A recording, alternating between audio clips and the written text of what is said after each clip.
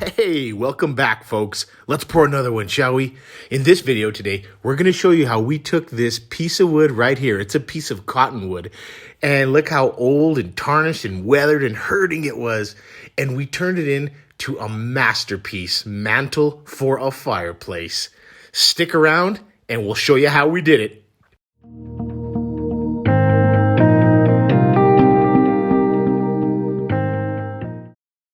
We got our hands on some cottonwood from a local slab supplier here in New Mexico, and we went ahead and we cut them down to size. We cut down a couple of pieces, and we planed them out to make them as flat as we possibly could. The client that we were dealing with wanted kind of like a beach-themed mantle for their fireplace out in New Jersey. So we got cottonwood. We went with cottonwood just because the color itself is kind of grayish, kind of beach colored itself, especially when you give it like a flood coat. It's almost like a lion's mane in a sense.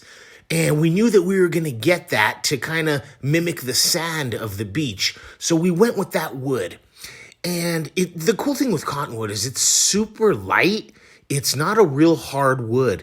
Although it is suspect and it's vulnerable to like bruising and stuff like that if you lay something down too hard on it or whatever.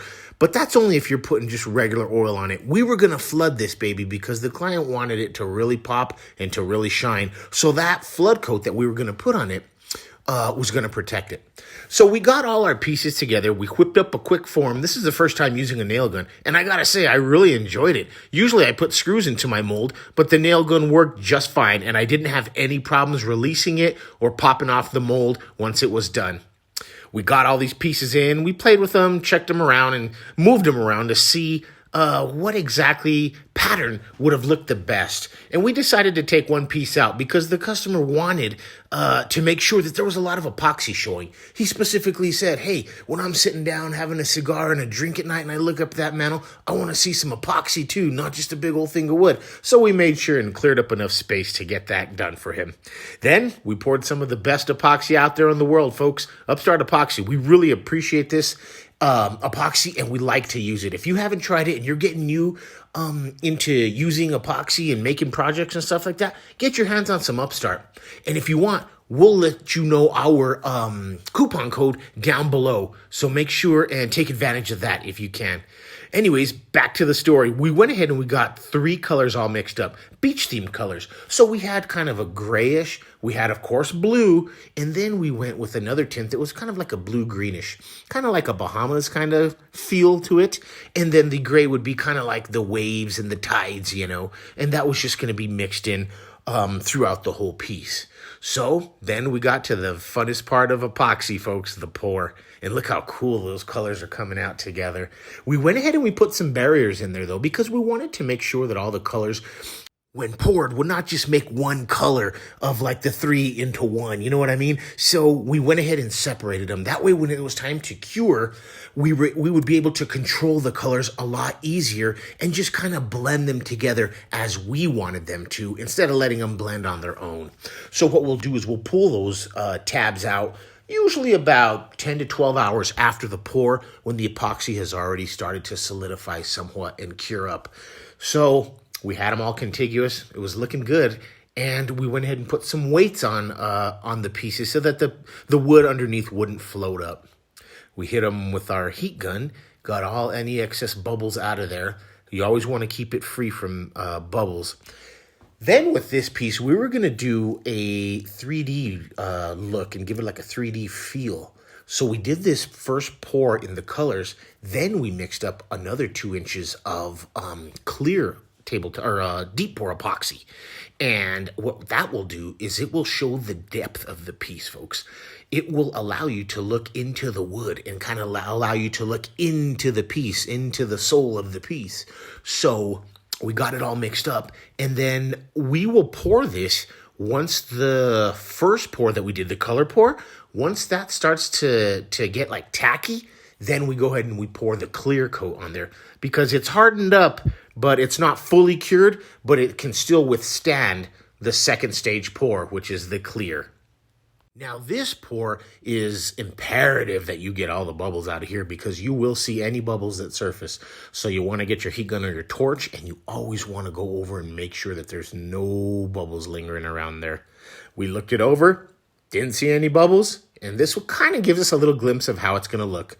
Once it was all said and done and all cured up, we went ahead and we decided to give it its own live edge feel for the resin. Now, the wood itself had its own live edge internally, but not externally. So the client didn't want just another rectangular, boring mantelpiece. He said, make it pop. Put some live edge on there if you can. So what we did is we got this disc grinder and we were able to carve into the wood and make our own like live edge form. So after we did that, we got the sanding discs and we went ahead and sanded everything that we had carved out just to make it nice and smooth so that when we pour that flood coat on there, everything drips and bonds perfectly. It's always nice to the touch, and it's always a good look to have everything super smooth on your piece when you're going to pour a flood coat. So after about a couple of hours of sanding and carving and getting all that stuff knocked out, it was finally time to get this baby ready and to get him inside, make sure all that dust is blown off, and pour the flood coat. So we took him in, enjoyed a little bit of the nice scenery, and started getting stuff ready for the flood. It's always a good idea, folks, to heat up your tabletop epoxy if you're going to do a flood coat. I like to heat it up. That way it makes the viscosity a lot looser and it's easier to mix, especially if you're mixing by hand. And it's just better for the product overall, and it's better for the result too. I usually like to mix by hand whenever I'm going to do tabletop epoxy just because it lessens the amount of bubbles that you get from mixing it. And for something like this, I really wanted to capture this pour and to really show off just how clear and everything was going to look. And as you can see here, folks, it just came out, I mean, beyond our beliefs, to tell you the truth. It was just something, we were in awe. I mean, this was really turning out to be a masterpiece, and we were really happy with the way it would turn out and the way it looked.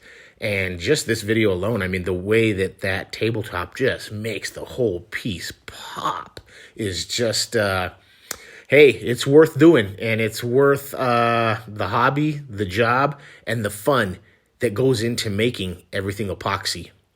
So if you're new to this and you're learning how to do all this stuff, feel free to drop a comment down below. Feel free to drop a question, a suggestion, anything. We're really responsive, and we'd love to hear your feedback. We'd love to hear what you have to say. So make sure, and if you haven't already subscribed, subscribe to this channel because we'll be updating it a lot more regularly than we have, folks. We have a lot of projects in the works, and we want to share all that stuff with you especially. So back to the project itself. We had the flood coat poured on, and now it was time to disperse all those little bubbles too. Once that was done, it came out beautiful, but we're not ready to show you just yet. We got to take it outside and sand off those nasty little bubbles that stay there when it's dripping off. So we got all those done, and I like to use 40 grit sandpaper here. Sometimes you can get away with 80. It just depends. Because the 40 is a much lower grit, so it takes those bubbles off a lot faster. But 80 grit will do the same, but it takes a little bit longer sometimes. So it's just your preference. It's up to you. Whatever you want to do, go with it. Once we finish getting the drips off, I like to always go over the whole bottom piece again and sand it really good, usually to about 120 or 180. That way, when I put some oil or whatever I'm going to put as a protectant and solvent underneath, it's nice and smooth and it gives off a beautiful look, just like the top. And it's all uniform, and it's something that you can be proud of. It's something that you sold, that you're creating for somebody else. You always want to take top-notch quality and care in anything that you create, folks. Remember that, especially those who are new to this business and this craft. So here we put some walrus oil on there just to preserve the wood and to make sure that the bottom looked good, because a lot of people, to be honest, a lot of people are going to be seeing the bottom of this as well if it's a mantelpiece. So they're going to be seeing the whole thing. So you always want to make sure that every square inch, every little nook and cranny of this is done to perfection, folks. And here she is. She's a work of art. She's a masterpiece. Look at that depth. And just look at how beautiful this thing came out. I mean, this was probably one of my top 4 pieces that I've ever created.